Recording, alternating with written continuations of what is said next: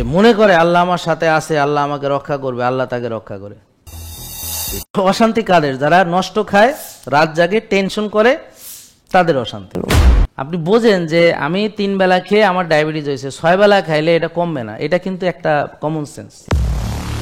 একটা মহিলা, সে একটা দামি ঘি কিনতে 10 বার ভাববে, কিন্তু এর চেয়ে বেশি টাকা দিয়ে জামা কিনবে যে জীবনে পরবে না সে। কোষে যদি ওভারলোড থাকে তাহলে সেটা খালি করতে হবে রোজার মাধ্যমে, ব্যায়ামের মাধ্যমে, ঘুমের মাধ্যমে। আসসালামু আলাইকুম রহমতুল্লাহি ওয়া বারাকাতুহু। সবাই কেমন আছেন? আলহামদুলিল্লাহ। তো আমাদের আসলে সুস্থ থাকতে হবে এবং সুস্থ থাকার জন্য যেটা যেটা করণীয় এগুলো সব আমাদেরকে করতে হবে। এখন দেখেন, আমরা কেউ রোগী হতে চাই না। আপনারা কেউ আছেন রোগী হতে চান? কেউ চায় রোগী হতে? আবার কেউ সুস্থ থাকতেও চায় না। কেউ চায় সুস্থ থাকতে? না। কারণ হলো, কেউ রোগীও হইতে চায় না, আর সুস্থ থাকার জন্য যা করণীয় সেটাও করতে চায় না। একটা করে আর একটা গীবত করে, কিন্তু আবার জান্নাতে যেতে চায়। কি আশ্চর্য না মানুষ! জানেন ভাবে কি হয়েছে? এই যে শুরু করলো অমুকে এই সেই করছে, সে স্পষ্ট গীবত করে, মরা ভাইয়ের গোস্ত গায়ে, সে জান্নাত চায়। আল্লাহ কোরআন হাদিসে যেভাবে চলতে বলেছেন সেভাবে চলে না, কিন্তু সে জান্নাত দাবি করে। মসজিদে সকালে যান ফজরের নামাজে, 2.5 কাতারে হবে না। অথচ যদি পুরো মহল্লা সবারে জিজ্ঞেস করেন, ভাই আপনি কি জান্নাতে যেতে চান? অবশ্যই। কি বলেন? আবার ফেরদৌস, ইয়েস, সবচেয়ে ভালোটাই যেতে চাই। তো কিভাবে? নামাজ না পড়ে, অথবা মহিলাগো মতো বাসায় পড়ে। তো এটা খুবই ব্যাপারটা ইন্টারেস্টিং।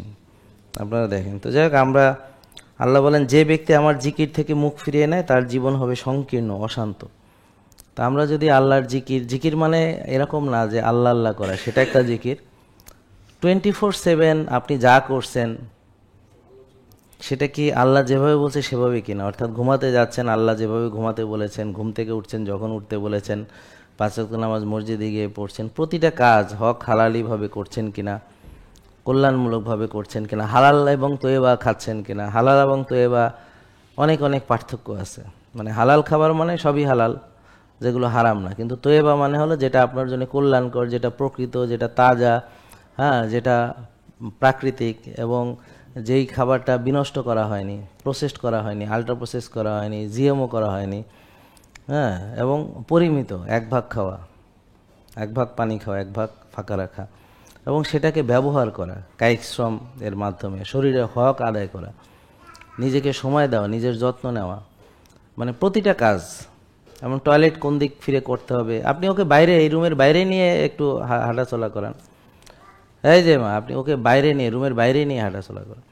তো এখন এই যে প্রকৃত যে খাবার, আবার এমনও আছে, ধরেন ডায়াবেটিস, সে যেহেতু আগে অতিরিক্ত খেয়ে ফেলেছে, প্রথম থেকে আল্লাহকে মানেনি, প্রথম থেকে কোরআন হাদিস মানেনি, তো এখন খেয়ে খেয়ে তার শরীরে জায়গা নেই, কোষে জায়গা নেই। এখন চিনি রক্তের বেড়ে গেছে, চিনি যে কোষে ঢুকবে, এখন কোষে জায়গা নেই, চর্বি জমে গেছে, খাইছে বেশি, তো খাইতে খাইতে এখন কোষে জায়গা নেই, এখন রক্ত চিনি বেড়ে গেলে এটাতে কি বলে? ডায়াবেটিস। তা এখন ডায়াবেটিস বানাইছে, এখন আগেই যেহেতু সে বেশি খেয়ে ফেলাইছে, এই জন্য সে এখন আল্লাহর দেওয়া পবিত্র খাবার খেজুর, এটা খাইলে, ধরেন মদিনার খেজুর, মক্কার খেজুর, ডাইরেক্ট মদিনা মক্কা থেকে আনছে, খাইছে, খাইয়া চিনি বেড়ে গেছে, এখন এটা তার জন্য তৈবা হবে না। সর্বরোগেরও ওষুধ মধু, এখন মধু খাইয়ে আর চিনি বেড়ে গেছে ডায়াবেটিস রোগী, তো মধু তার জন্য তৈবা হবে না, কারণ খেয়ে তার চিনি বেড়ে গেছে।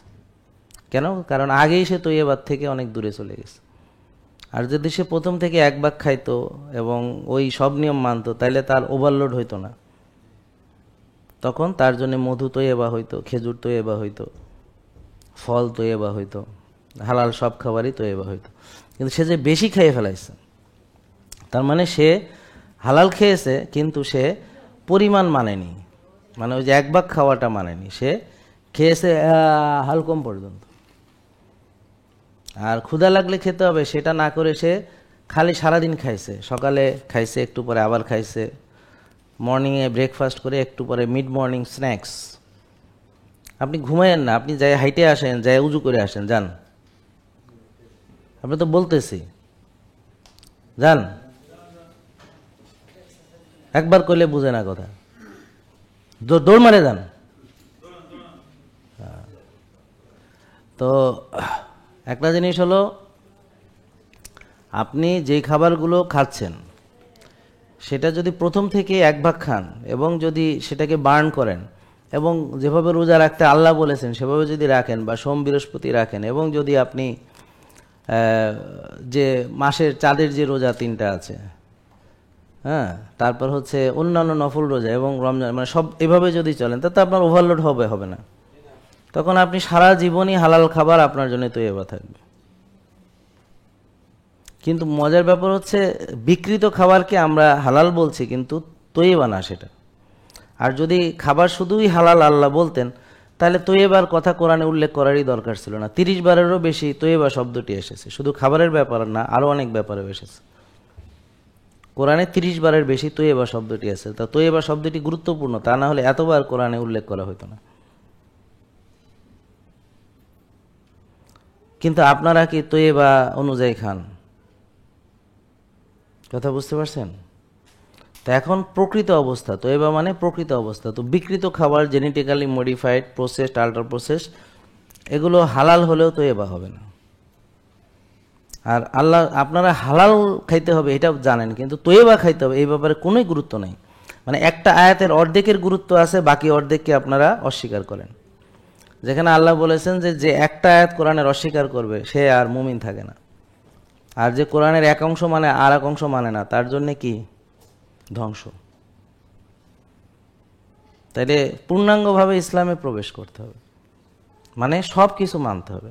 তার মানে জিকির মানে সব কাজে স্মরণ, যে ঘুম থেকে ওঠার পর আবার ঘুমাইতে যাওয়া পর্যন্ত যা যা করতেছেন সবই আল্লাহ খুশি হয় এইভাবে করলে, এটাই জিকির।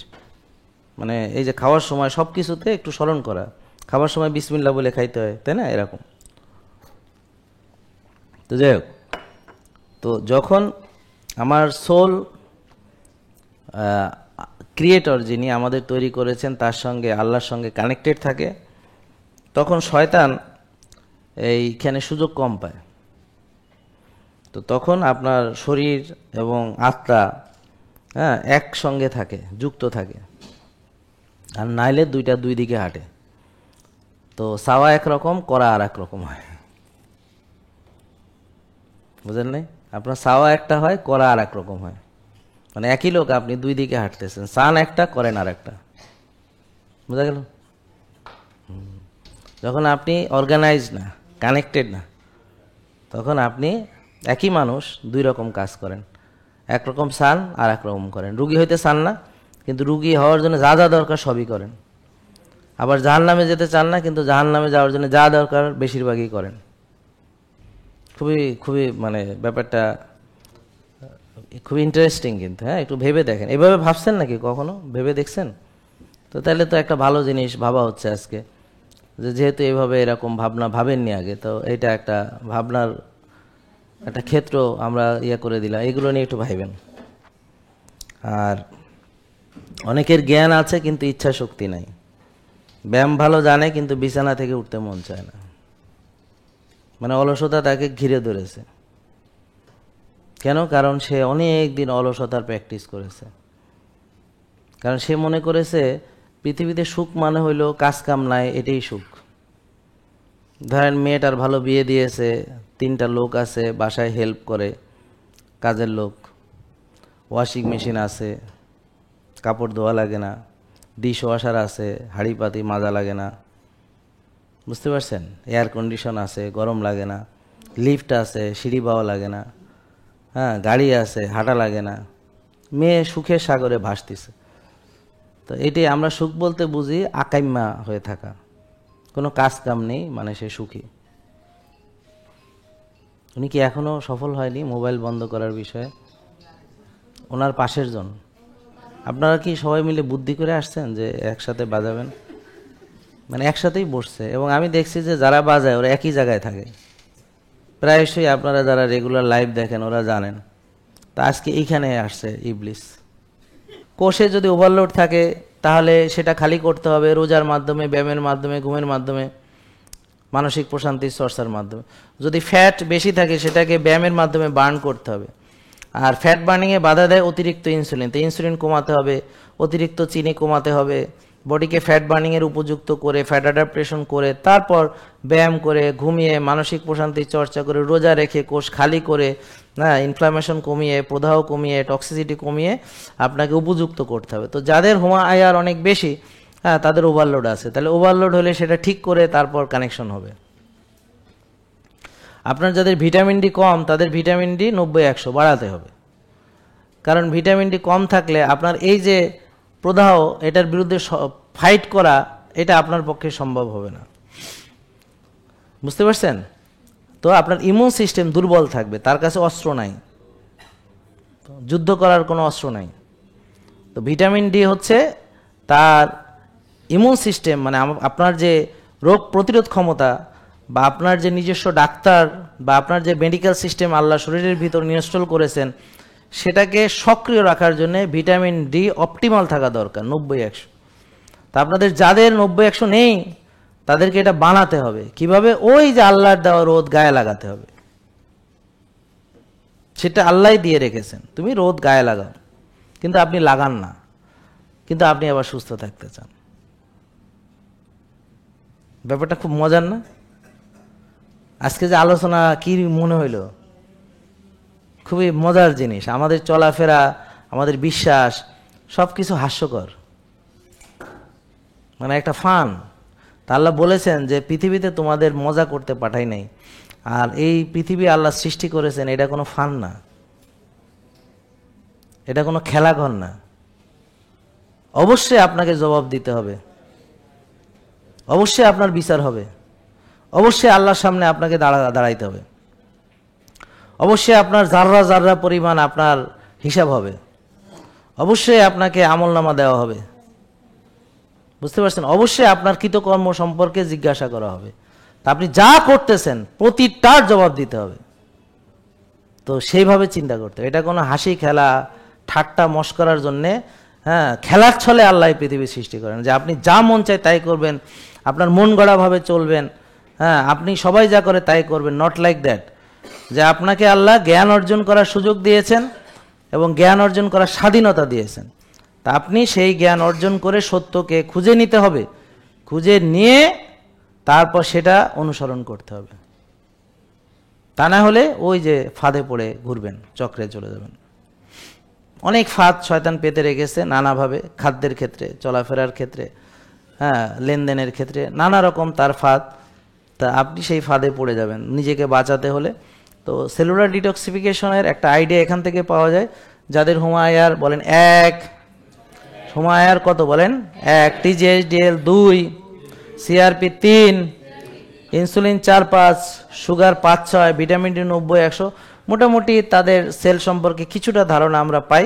তো এরকম যার রিপোর্ট, তার আবার যদি ঘুম 7-8 ঘন্টা হয়, আর্লি ঘুমাতে যায়, খাবার সঠিক খাবার পরিমিত খায়, রোজা রাখে, রোদে যায়, ঘাসে হাঁটে, সুন্দর ডিসিপ্লিনে চলে, তাই এখন তার চলাফেরা এবং তার রিপোর্ট এবং তার শারীরিক অবস্থা, মনের অবস্থা, তার শক্তি, এনার্জি সব যদি মিলে যায় তাহলে বোঝা যাবে যে না, এটা ঠিক আছে। তার মানে আপনারা যারা ভেবেছেন যে চিকিৎসা আলাদা একটা জিনিস, ওখানে ডাক্তার দেখানো এবং ওষুধ খাওয়াই চিকিৎসা, ইঞ্জেকশন দেওয়া, স্যালাইন দেওয়াই চিকিৎসা, বুক ফাড়া, এগুলো চিকিৎসা, তারা এখন আজকে নতুন করে শিখছেন যে চিকিৎসা আসলে আলাদা কিছু না। কোরআন হাদিসের ভিতরে আল্লাহ তার সৃষ্টি কিভাবে চলবে সেটা উনি বলে দিয়েছেন, যেভাবে চললে মানুষ এই রোগ শোক থেকে বেঁচে যাবে, এটা আল্লাহ তাআলা দিয়েই পাঠিয়েছেন। এবং সবার ভিতরে আল্লাহর দেওয়া ডাক্তার অর্থাৎ ইমিউন সিস্টেম আল্লাহ দিয়েই দিয়েছেন। এখন সেই ইমিউন সিস্টেমকে ভালো রাখতে হলে এবং আল্লাহর সাথে কানেকশন রাখতে হলে অবশ্যই আপনার সেল পরিচ্ছন্ন থাকতে হবে। কোষে যেমন ওভারলোড থাকা যাবে না, ঘাটতি থাকা যাবে না, বাড়তি থাকা যাবে না, ঠিক সেল ডিটক্সিফাই থাকতে হবে, পরিচ্ছন্ন কোষ থাকতে হবে, পবিত্র থাকতে হবে। এখানে টক্সিসিটি থাকা যাবে না, এখানে প্রদাহ বেশি থাকা যাবে না। আমি কি বোঝাতে পারছি? যেমন বাড়াবাড়িও থাকা যাবে না, ছাড়া। যেমন ইনসুলিন বেশি বেড়ে গেলে বাড়াবাড়ি, কমে গেলে ছাড়াছাড়ি। সুগার বেশি বেড়ে গেলে বাড়াবাড়ি, ডায়াবেটিস কমে গেলে হাইপোগ্লাইসেমিয়া, তারপর চিৎপটাং। বোঝা গেল? তার মানে বাড়াবাড়ি নয়, ছাড়াছাড়ি নয়, মাঝামাঝি। তাহলে মাঝামাঝি হলো এই ইনসুলিন 4-5। তো যার 12-14 তাহলে কমাইয়া এখানে আসতে হবে, আর যার বেশি কমে গেছে এরা আবার এখানে আনতে হবে। ইনসুলিন যাদের একদম কম তাদের ইনসুলিন প্রয়োজনে দিতে হবে, আর যাদের বেশি তাদের কমাইতে হবে। ভিটামিন ডি যাদের কম তাদের বাড়াইতে হবে, টিজি যাদের বেশি কমাইতে হবে, এইচডিএল কম বাড়াইতে হবে। এরকম আপনার ব্যালেন্সে আসতে হবে। বুঝা গেল? এই ব্যালেন্সে থাকলে আপনি কানেক্টেড এবং আপনার ফ্রিকোয়েন্সি কাজ করবে। ইমব্যালেন্স হলে আপনি ডিসকানেক্টেড হয়ে যাবেন, নেটওয়ার্ক থেকে ডিসকানেক্টেড হয়ে যাবেন। তো আপনি তখন শয়তানের ফাঁদে পড়ে যাবেন, আর ও আপনাকে দুনিয়া সব কিছু বিষয় এমনভাবে ব্যস্ত রাখবে যে আপনি আর নিজের ভালো বোঝার বা চিন্তা করার সেই সময়ই পাবেন না। এইভাবেই একসময় মরে যাবেন, তারপর আফসোস করে কোনো লাভ হবে না। এবং আখেরাতে যে যখন বিচার শেষ হবে আর জাহান্নামীদের কাতারে দাঁড়া করানো হবে, তখন আপনি যতই আল্লাহর কাছে অনুনয় বিনয় করেন না কেন, যতই চোখের পানি ফেলেন না কেন যে পৃথিবীতে আর একবার ফেরত পাঠাও, তখন আর আল্লাহর মন গলাতে পারবেন না। কিন্তু পৃথিবীতে এক ফোঁটা চোখের পানি ফেলাইলে আল্লাহ গইলা টইলে একেবারে কি চান সব কবে দাও। এই পৃথিবীতে আপনি চোখের পানি ফেলান, এটা আল্লাহর কাছে অনেক দামি। কিন্তু যখন সময় শেষ হয়ে যাবে তখন কবরে যায় ইবাদত করতে পারবেন না, আর তখন আর ফিরেও আসতে পারবেন না পৃথিবীতে। হ্যাঁ, আর যখন আখেরাতে ফায়সালা হবে তখন যত অনুনয় বিনয় করেন কোনো দিন আর আপনাকে পৃথিবীতে ফেরত পাঠাবেন না। তো সুযোগ এখনই, যতদিন আপনার হায়াত আছে এর ভিতরে। আর হায়াত কতক্ষণ আছে সেটাও জানেন না। ওই যে কয়দিন আগে দেখলেন বিমানে উঠলো, ধাপাস করে পড়ে গেল, উঠলো আর পড়লো। হ্যাঁ, সেলফি তুলে কেবল আপলোড দিছে, হ্যাঁ, শর্ট ভিডিও করে আপলোড দিছে, ফ্যামিলি কত হ্যাপি টাইম, ইংল্যান্ড যাচ্ছে, কয়েক সেকেন্ডের মধ্যে শেষ। ওরা কি আর জানতো যে 2 সেকেন্ড, 10 সেকেন্ড, 20 সেকেন্ড পরেই সে এখান থেকে শেষ? এটা কি জানতো? এখন আপনার হায়াত কতক্ষণ আছে আপনি কি জানেন? তো এই জন্যে মৃত্যুর জন্য প্রস্তুত থাকা উচিত সবসময়। তা আপনারা প্রস্তুত? তো এই প্রস্তুত থাকা উচিত। আর ওই যে বললাম, কানেক্টেড থাকেন আল্লাহর সাথে। আর আল্লাহর সাথে কানেক্টেড থাকার জন্যে সেলকে ক্লিন রাখেন আর এটাকে পবিত্র রাখেন। যদি সব এরকম থাকে, রোগ এখানে ঢোকার কোনো সুযোগ থাকে না। ডায়াবেটিস হতে হলে এই ওভারলোড হতে হয়, আর যার ওভারলোড নেই তার ডায়াবেটিস হয় না। বুঝেছেন? ঠিক আছে? তো হার্ট অ্যাটাক হতে হলে রক্তনালীতে চর্বি জমতে হয়। যদি চর্বি না জমে তাহলে কিভাবে হবে? আর চর্বি জমে আমি বেশি খাই বলে, সেটাকে বার্ন করি না বলে, আমি ব্যায়াম করি না বলে, টেনশন করি বলে, রাত জাগি বলে। ডায়াবেটিস হয় কোষে জাগা নেই বলে, জাগা থাকে না, বেশি খাই বলে, বার্ন করি না বলে, ব্যায়াম করি না বলে, বারবার খাই বলে। কোষ খালি হয় রোজার মাধ্যমে, ব্যায়ামের মাধ্যমে। মনে থাকবে কথাগুলা? তো তাহলে ডায়াবেটিস কোনো রোগ না। ডায়াবেটিস হলো আমার চলাফেরা খারাপ, আমার খাওয়া দাওয়ার অভ্যাস ভালো না, আমি উল্টাপাল্টা জিনিস খাই, বেশি খাই, বারবার খাই, এবং ব্যায়াম করি না, এবং টেনশন করি, রাত জাগে। এটা সম্মিলিত রেজাল্ট হলো আমার চিনি বেড়ে গেছে। একজন প্রকৃত মুমিন সে যদি সঠিকভাবে আল্লাহর দেওয়া হালালাং তয়্যিবান 1 ভাগ খায়, রোজা রাখে নিয়মিত, রেগুলার কায়িক শ্রম করে, আর্লি ঘুমায়, ভোরে ওঠে, অযথা চিন্তা না করে, তাহলে তার ডায়াবেটিস হওয়ার কোনো সুযোগ থাকে না, প্রেশার বাড়ার কোনো সুযোগ থাকে না, হার্ট অ্যাটাক হওয়ার কোনো সুযোগ থাকে না, প্যারালাইসিস হওয়ার কোনো সুযোগ থাকে না। তো তাহলে এবার বুঝেছেন যে আমরা না বোঝার কারণে কত বিপদে পড়ছি, আর আমাদের ভুল বিশ্বাস কিভাবে তৈরি হয়েছে, এবং এই ভুল বিশ্বাসের উপরে আমরা বহাল আছি, এবং ওই যে মেজরিটির দলে থাকতে চাই। ক্লিয়ার? তো ঠিক আছে, সবাই ভালো থাকেন, আল্লাহ সবাইকে ভালো রাখুক। আসসালামু আলাইকুম। জেকে লাইফস্টাইল, ওষুধ মুক্ত সুস্থ জীবন।